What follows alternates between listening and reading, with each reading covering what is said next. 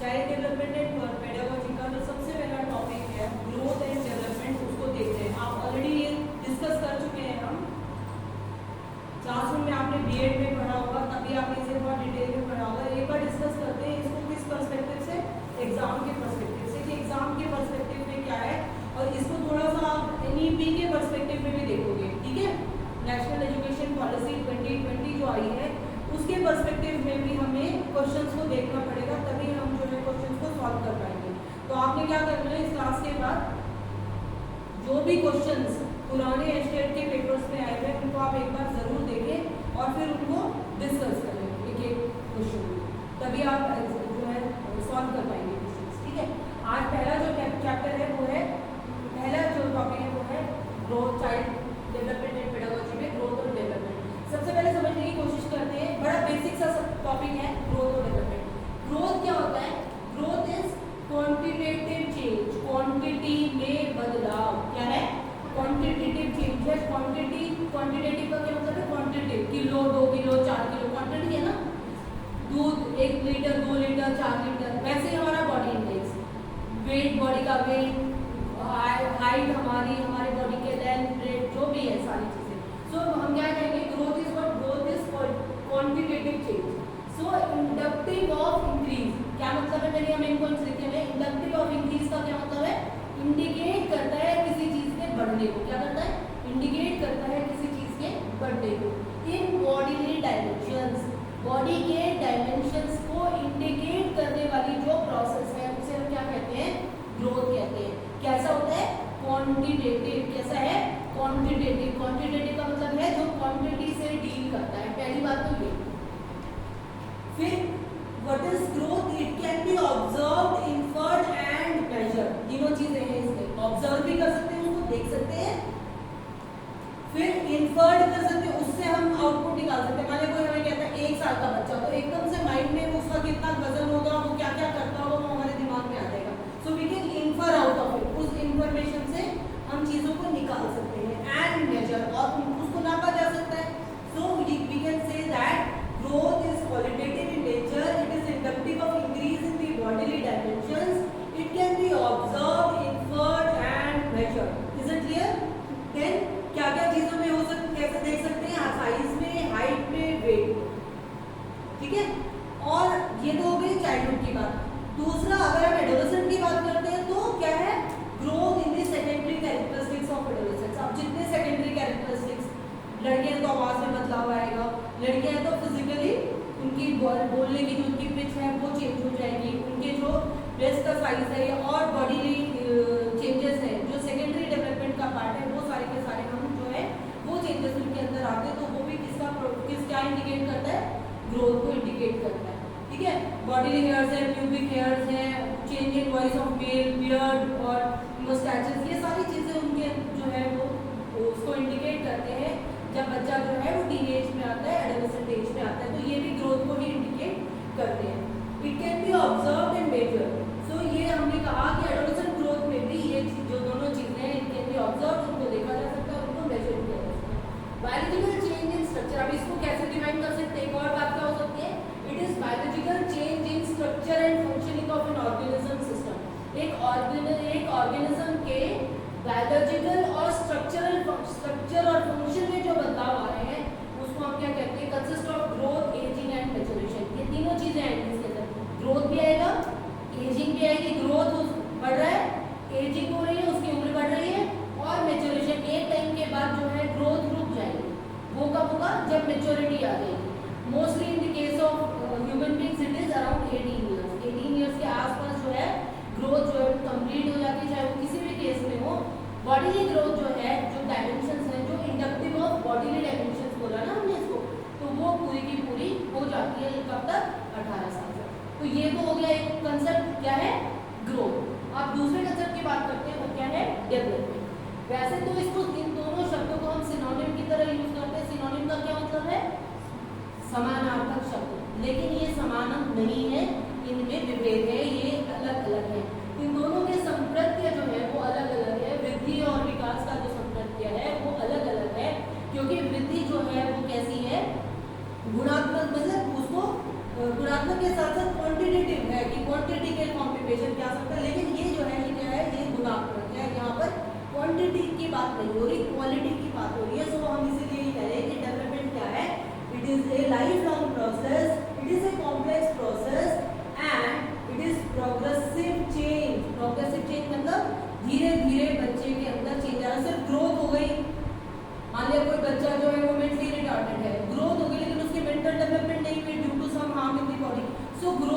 साथ साथ डेवलपमेंट का होना भी जरूरी है, जिससे कि एक all round development of the personality of an individual हो। समझ आ रही है? अगर all round development of the personality करनी है तो बहुत तरह के एस्पेक्ट्स हैं डेवलपमेंट के, वो सारे के सारे होंगे, तभी हम मानेंगे कि एक बच्चा फुल्ली डेवलप है। अगर वहाँ पर किसी भी एक इशू में, एक टाइप ऑफ डेवलपमेंट में कोई रुकावट आ गई तो complete development of the personality नहीं होगी। ठीक है? सो डेवलपमेंट क्या है, कैसी प्रोसेस है? कॉम्प्लेक्स प्रोसेस है। क्यों है कॉम्प्लेक्स प्रोसेस? क्योंकि ये बहुत सारी चीजें हेरिडिटी और एनवायरनमेंट के साथ क्या होता है, उनका कॉम्बिनेशन होता रहता है। हेरिडिटी, एनवायरनमेंट और डेवलपमेंट की प्रोसेस एक साथ चलती रहती है, जिससे कि उनके जो एक का प्रभाव दूसरे के ऊपर, दूसरे का प्रभाव तीसरे पर पड़ता रहता है। तो ये कैसी प्रोसेस है? एक साथ चलने वाली कॉम्प्लेक्स प्रोसेस है। कैसी प्रोसेस है? Complex process. It is a life long process, हमेशा चलती रहेगी। यहाँ जब की ग्रोथ क्या था, it stops at maturity, but development never stops at maturity. It occurs till the individual is alive, from the day he is born to the day he dies, तब तक डेवलपमेंट की प्रोसेस चलती रहती है। फिर progressive change है improvement in structure and functioning. क्या करेगा? ग्रोथ भी improvement in structure and functioning कर रही थी, क्योंकि पहले छोटी छोटी उंगलियां की होल्ड नहीं हो पा रहा था, लेकिन जैसे जैसे ग्रोथ हुई उंगलियों का साइज बड़ा हो गया, ग्रिप जो है वो बढ़ गई। ठीक है? आई मूवमेंट जो है वो कम था जब बच्चा पैदा हुआ, लेकिन जैसे जैसे ग्रोथ हुई, डेवलपमेंट हुई, तो उसका जो पर्सपेक्टिव है वो बढ़ गया, देखने का, समझने का, चीज़ों का। कॉग्निटिव ग्रोथ हुई, मस्तिष्क का जो विकास हुआ, तो क्या हुआ? उसकी सोचने समझने की शक्ति बढ़ गई। तो इस तरह से ग्रोथ और डेवलपमेंट साथ साथ तो चल सकते हैं, लेकिन ग्रोथ ही डेवलपमेंट है हम ऐसा नहीं कह सकते। So depending on the autonomy, ये क्या है? Dependency to autonomy. डिपेंडेंसी मतलब एक ये डेवलपमेंट क्या कर रहा है, एक बच्चा जो पैदा होता है तो कैसा होता है? डिपेंडेंट होता है, निर्भर होता है ना लोगों पर। लेकिन जैसे जैसे ग्रोथ और डेवलपमेंट दोनों साथ साथ चलती रहती है तो क्या बन जाता है? ऑटोनॉमिक बन जाता है, मतलब अपने काम स्वयं करना शुरू कर देता है। ठीक है? ऑल एस्पेक्ट्स ऑफ डेवलपमेंट, अब ये जो है क्यूमुलेटिव है। जैसी है development, development is cumulative. Cumulative मतलब एक चीज, दूसरी चीज, तीसरी चीज, चौथी चीज, सारी चीजें धीरे धीरे हमारे अंदर एक्यूमुलेट होती जाती है। देखो आज आप जो भी काम करोगे वो एक्सपीरियंस होंगे आपको, वो एक्सपीरियंस आपके जो टोटल डेवलपमेंट है उसमें जुड़ जाएंगे। जो भी हम रोज करते हैं वो अलग नहीं है, वो सारा का सारा हमारे अंदर सम्मिलित होता रहता है। जो भी एक्सपीरियंस अच्छे बुरे, कभी कोई कुछ, कहीं हम जाते हैं कुछ सीखते हैं, कई बार कुछ सीखने को नहीं मिलता, कई बार कोई हमें बुरी बात भी कह देता है, कोई हमें अच्छी बात भी कहता है। तो every experiences make us learn, है ना? तो क्या हुआ फिर? ये क्यूमुलेटिव हुआ। क्यूमुलेटिव मतलब हम जो भी चीज़ें हमारे आसपास कर रही हैं उन सब से हम सीख रहे हैं, तो हमारी डेवलपमेंट इन सब फॉर्म्स में जब होगी, इसको भी आगे डिस्कस करेंगे, वो अल्टीमेटली एक जगह पर आकर इकट्ठी हो जाती है। All aspects of development, the changes are systematic. Change जो है वो एकदम नहीं होते, कैसे होते हैं? सिस्टम से होते हैं। पहले एक चेंज, फिर दूसरा चेंज, फिर तीसरा चेंज। जैसे आपने प्याजे की थ्योरी पढ़ी होगी कि देयर आर अलग different stages of mental development. उसी तरह आपने कॉलबर्ग की थ्योरी पढ़ी होगी, हिक्सन की थ्योरी इमोशनल डेवलपमेंट से रिलेटेड। तो आपने ये सब देखा होगा कि जो स्टेजेस हैं कि 3 साल का बच्चा इस तरह से बिहेव करेगा, 5 साल का बच्चा इस तरह से बिहेव करेगा, 10 साल का बच्चा इस तरह से बिहेव करेगा, टीनेज में आते आते इस तरह का बिहेवियर हो जाएगा। तो वो क्या होगा? There is a systematic change, systematic development है। फिर हॉलोक ने कहा, हॉलोक ने डेवलपमेंट को कैसे डिफाइन किया? इन्होंने कहा progressive series of change in an orderly pattern towards the goal of maturity। मतलब मैच्योर होने के लिए सिस्टमैटिक और ऑर्डरली। सिस्टमैटिक यानी सिस्टम में चले गए, एक उसके बाद दूसरा, फिर तीसरा, फिर चौथा। ऐसा नहीं कि पहली स्टेप के बाद कोई चौथी स्टेप आ जाएगी, ऐसा नहीं होगा। There is a continuous systematic development, और वो प्रोग्रेसिव होगी और कैसी होगी? ऑर्डरली होगी, ऑर्डर में होगी। इन सब इस डेफिनेशन से, इन सब बातों से हमने 3 चीजों से ड्रग्स निकाला। इट इज प्रोग्रेसिव, क्या है? प्रोग्रेसिव है। दूसरा ऑर्डरली है, ऑर्डर मतलब ऑर्डर में होगी। तीसरा कोहेरेंट है, मतलब क्या होगा?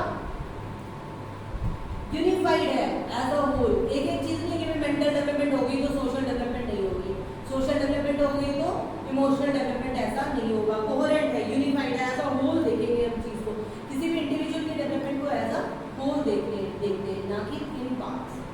सीरीज ऑफ चेंज मतलब there is a series of change कैसे, प्रोग्रेसिव चेंज है। फिर लीड्स टू मेच्योरिटी, और अल्टीमेटली ग्रोथ भी मेच्योरिटी को लीड कर रहा है और डेवलपमेंट भी मेच्योरिटी की तरफ लीड कर रहा है। लेकिन ऐसा नहीं है कि डेवलपमेंट जो है वो स्टॉप कर जाएगा एट मेच्योरिटी, डेवलपमेंट कंटिन्यूज होगा। उसके बाद फिर ये जो है these changes result in the form of increase size and weight of the individual. Increase size और वेट ग्रोथ की वजह से हो गया, वो डेवलपमेंट में, क्योंकि फिजिकल डेवलपमेंट भी हो रही है तो वो उसको इंक्रीज करेगा। फिर increase capability and complexity of working, उससे क्या होगा, ग्रोथ एंड डेवलपमेंट होगी। तो इंक्रीज इन कैपेबिलिटी, हम कैपेबिलिटी ज़्यादा कैपेबिलिटी हो जाती है, जैसे मैं कहती हूँ कि बच्चे की, छोटे बच्चे की हाथ की ग्रिप और बड़े की हाथ की ग्रिप में फर्क है ना। तो इस तरह से बहुत सारी कैपेबिलिटीज है, किसी चीज़ को सॉल्व करना है। मेंटल एबिलिटीज की बात करें, मेंटल कैपेबिलिटीज की बात करें तो छोटे बच्चे के सॉल्व करने में या टीनेजर के सॉल्व करने की या एडल्ट के सॉल्व करने में फर्क होगा। So increase capability and complexity of working of parts, जो बॉडी के पार्ट्स है उनकी, and organisation and integration of the working parts and aspects of individual behaviour. जो भी हम काम करते हैं, जो भी हमारा बिहेवियर होता है, क्या होता है behaviour, whatever we do, what is work, मतलब अगर हम बिहेवियर को डिफाइन करना चाहें तो हम ये कहेंगे कि behaviour is our interaction with our environment. Environment में कोई भी आ सकता है, इंडिविजुअल भी आ सकते हैं, फिजिकल एनवायरनमेंट भी हो सकता है और सोशल एनवायरनमेंट भी हो सकता है। तो जब हम किसी भी चीज़ के साथ इंटरैक्ट करते हैं ना, तो इंटरैक्ट करते वक्त बिहेवियर करते हैं। मैं आपसे बात कर रही हूँ, किसी से बात करने का मेरा एक तरीका हो सकता है, किसी दूसरे से बात करने का एक तरीका हो सकता है। अगर मैं कोई चीज़ किताब पढ़ रही हूँ तो मैं एकदम से पढ़ सकती हूँ, मतलब whatever however I react with my environment is my behavior, है ना। जो मैंने पहले सीख रखा है वो, और जो चीज़ें मैं नहीं सीखूंगी वो सब क्या है, वो मेरा व्यवहार है। तो ये जो मेच्योरिटी है या ये जो डेवलपमेंट है वो किस तक लेके जाके हमें increase capability and complexity of working of parts and organisation and integration in the working of the parts and aspects of individual behaviour. मतलब अल्टीमेटली आपके इंडिविजुअल के बिहेवियर को अच्छा करने का काम वो कर रहा है, क्या, the process of growth and development. Clear. अब डेवलपमेंट के अलग अलग टाइप्स हैं, physical development, cognitive development, social development, emotional development, moral development. Physical development में क्या है, ग्रॉस मोटर स्किल्स डेवलप हो रहे हैं हमारे, जहाँ हमारी बड़ी मसल्स डेवलप होती हैं।